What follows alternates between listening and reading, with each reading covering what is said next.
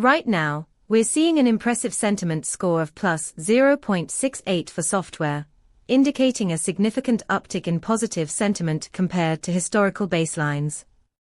This level of momentum, at plus 0.41, is not just a typical fluctuation, it suggests a notable shift in how the software is being perceived in your community. Our API returns detailed sentiment insights, including a breakdown of 19 semantic clusters that highlight specific areas of excitement and concern. Imagine leveraging this data to gauge user feedback on a new feature release, or to steer your product development based on real-time sentiment adjustments. Ready to dive deeper? Check out the documentation at pulsebit.lojenterprise.com/docs.